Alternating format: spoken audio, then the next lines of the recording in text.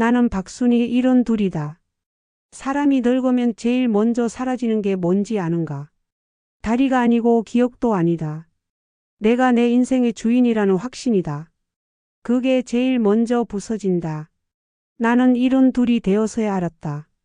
나는 가족 속에서 엄마가 아니라 서명이 필요한 재산이 되어 있었다는 것을. 남편이 세상을 떤 지 1년 반쯤 지났을 때였다. 아들 민석이가 말했다. 엄마 이젠 혼자 두지 않겠다고. 자기네 집으로 오라고. 그 말이 감옥 문을 여는 열쇠라는 것도 모르고 나는 감사했다. 며느리 수진이는 더 다정했다. 어머니 이젠 편히 사시라고, 자기들이 다 챙기겠다고. 그 말 속에 당신은 스스로 살 수 없다라는 문장이 숨어 있었다는 걸 그땐 몰랐다. 집을 정리했다. 40년 산 아파트를 비웠다. 남편이 심은 화분도 내가 모은 찻잔들도 모두 정리 대상이었다. 수진이가 말했다. 새 집엔 공간이 없다고. 필요한 것만 가져오라고. 필요한 것. 그 단어 속에서 나는 이미 불필요한 사람이 되어 있었다. 아들 내 집은 깨끗했다. 너무 깨끗해서 사람 냄새가 나지 않았다. 내 방은 있었다. 작은 방 하나. 침대와 옷장 그리고 작은 책상. 수진이가 말했다. 어머니 방이라고. 편히 쓰시라고. 하지만 그 방문에는 밖에서 잠그는 잠금장치가 있었다. 아이들 방에도 없는 것이. 이상하다고 물었더니 수진이가 웃으며 말했다. 안전장치라고. 어머니가 밤에 헤매실까 봐라고. 나는 한 번도 밤에 헤맨 적이 없었다. 며칠 지나지 않아 규칙들이 생겼다. 아침 7시 기상, 저녁 9시 지침. 외출은 보호자 동행.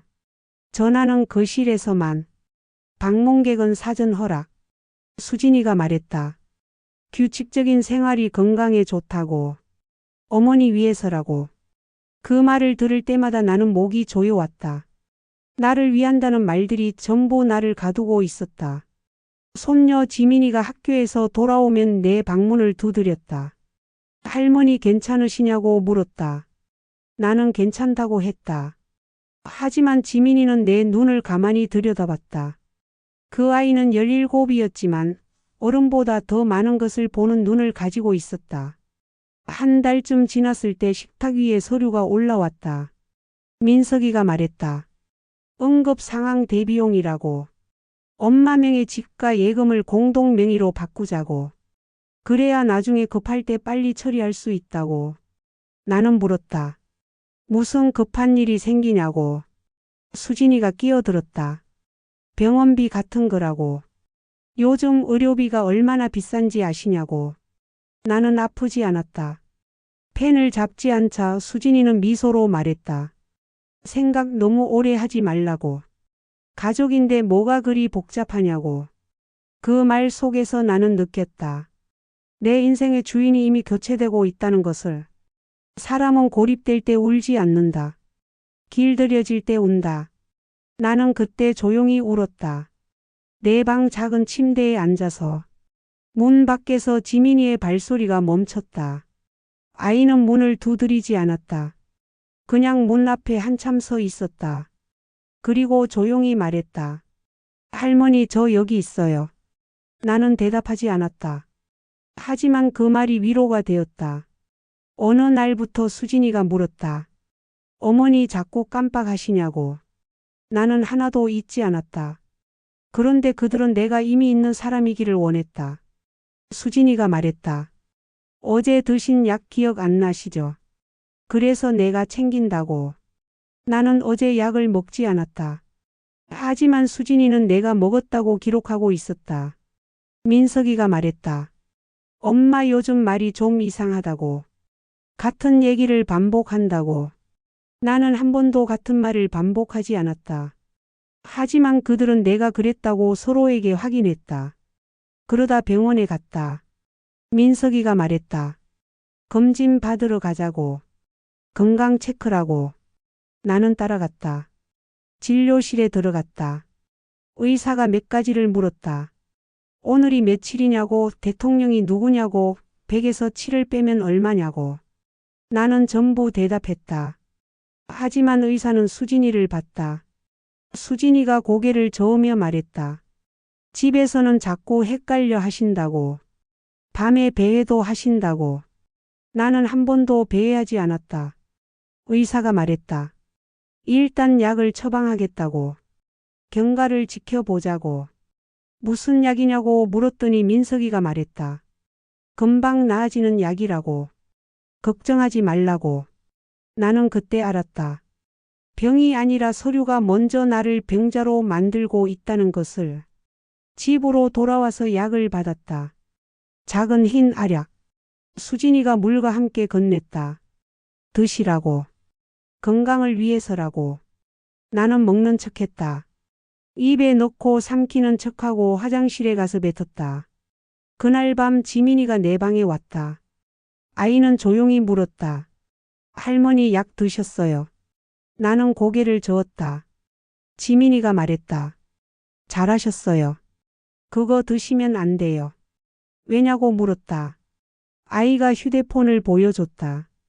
약 이름을 검색한 화면이었다.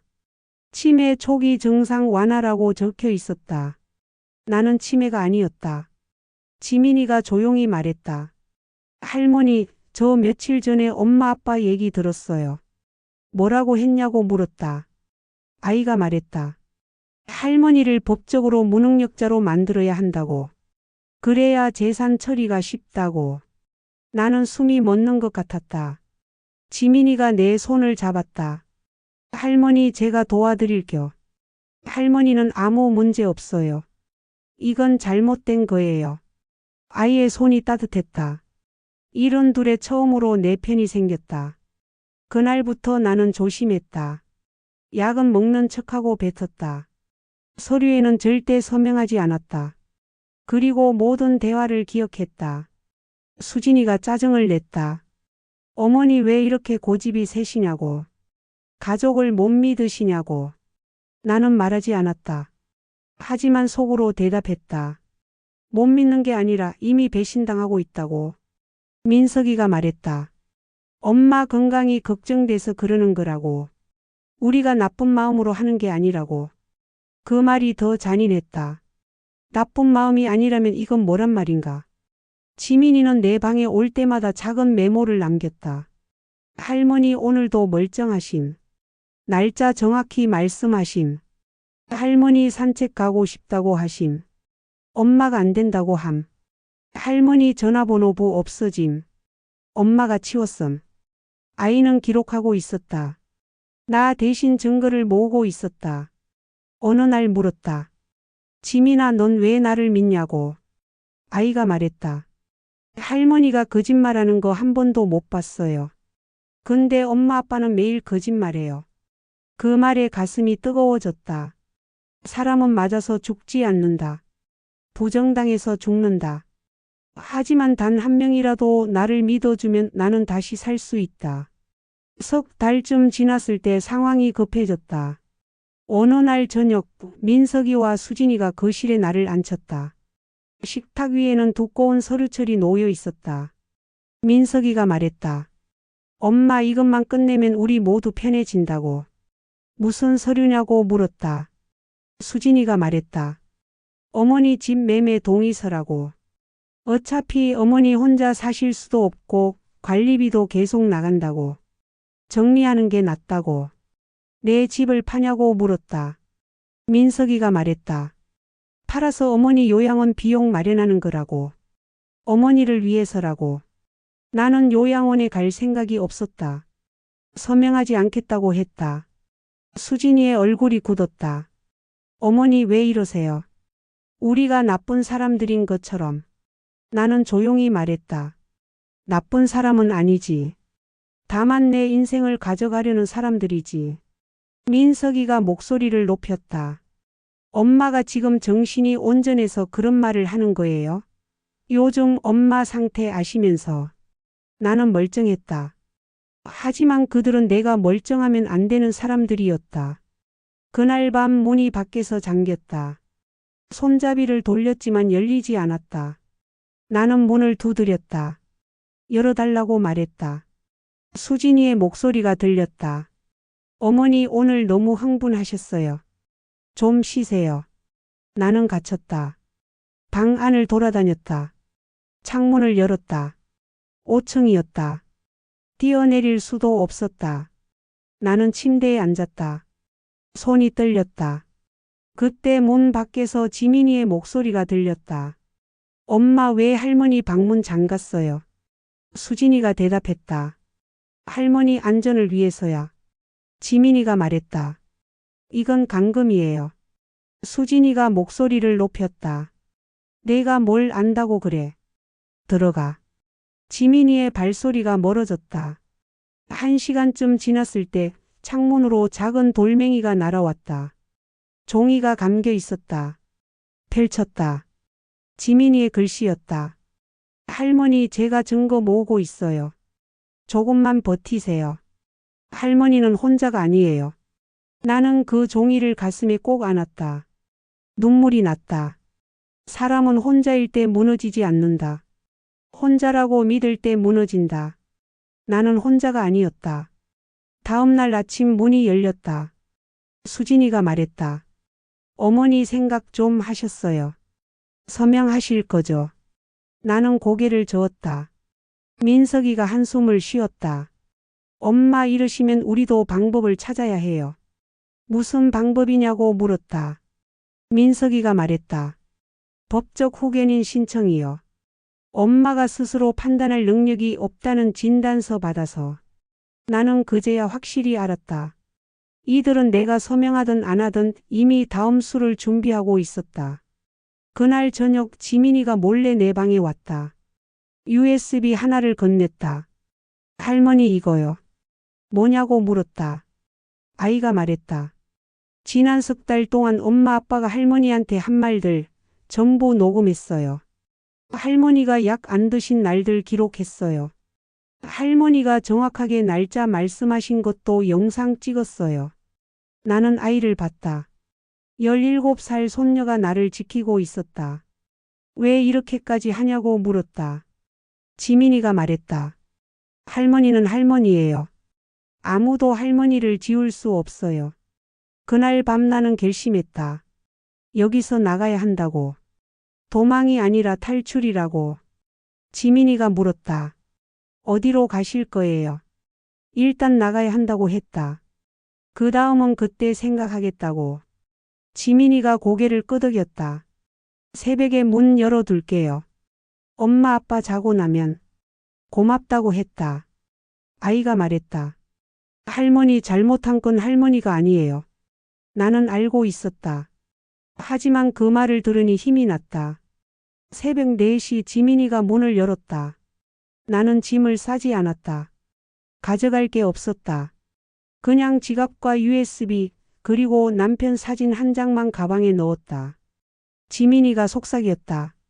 할머니 조심히 가세요. 저는 여기 남아서 시간 벌게요. 너는 괜찮겠냐고 물었다. 아이가 웃었다. 저 엄마 아빠한테 혼나는 거 익숙해요. 할머니가 안전한 게 더 중요해요. 나는 아이를 꼭 안았다. 고맙다고 내가 아니었으면 나는 여기서 지워졌을 거라고 말했다. 새벽 거리는 조용했다. 나는 걸었다.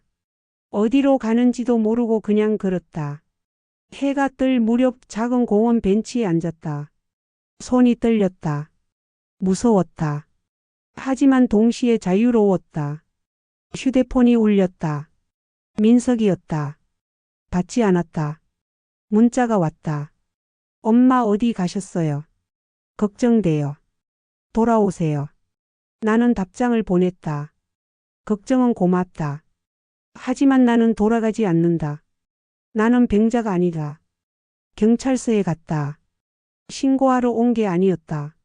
일단 안전한 곳이 필요했다. 젊은 경찰이 물었다. 무슨 일이시냐고. 나는 천천히 말했다. 아들 내 집에서 나왔다고.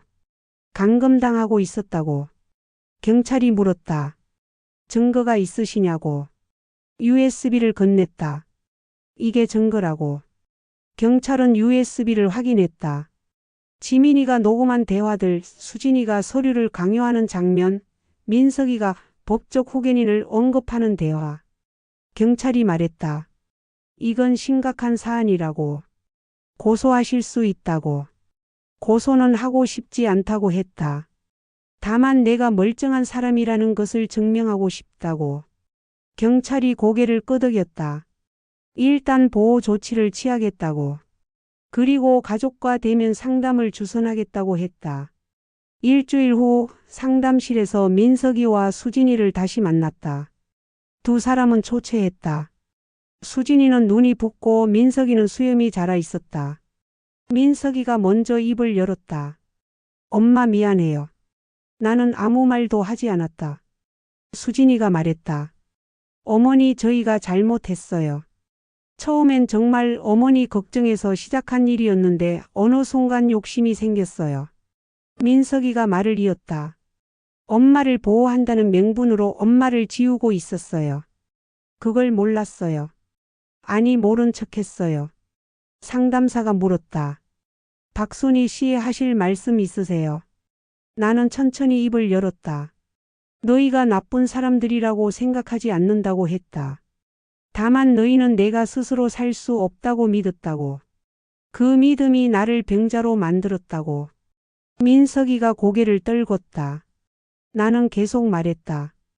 효도는 돌보는 게 아니라고. 존엄을 인정하는 거라고. 나를 사랑하지 않아도 된다. 하지만 나를 지우지는 말았어야 했다고. 수진이가 울었다. 정말 죄송해요. 어떻게 하면 용서받을 수 있을까요? 나는 말했다. 용서는 모르겠다. 하지만 이제는 나를 제대로 봐라. 병자가 아니라 사람으로. 그날 이후 나는 다시 내 집으로 돌아갔다. 민석이와 수진이가 도왔다. 청소하고 짐을 옮기고 40년 산 집을 다시 사람 사는 곳으로 만들었다. 민석이가 말했다. 엄마 앞으로는 일주일에 한 번만 찾아뵐게요. 그것도 엄마가 괜찮으시면. 나는 고개를 끄덕였다. 그렇게 하자고. 수진이가 물었다. 어머니 혹시 필요한 거 있으시면 언제든 연락하세요. 고맙다고 했다. 하지만 이제는 내가 부를 때만 오라고. 너희가 필요하다고 느낄 때 말고. 두 사람이 고개를 숙였다. 지민이가 찾아왔다. 아이는 내 집 거실을 돌아보며 말했다. 할머니 집이 제일 좋아요. 왜냐고 물었다. 아이가 말했다. 여기는 할머니 냄새가 나요. 할머니가 주인인 게 느껴져요. 나는 웃었다. 그렇다고 했다. 여기는 내가 주인이라고. 지민이가 내 손을 잡았다. 할머니 저는 처음부터 할머니 편이었어요. 안다고 했다. 내가 아니었으면 나는 이 이야기를 끝까지 할 수 없었을 거라고.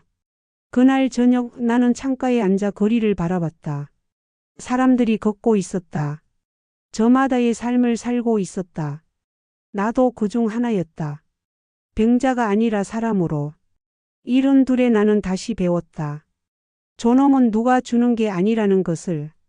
스스로 지켜내는 것이라는 것을.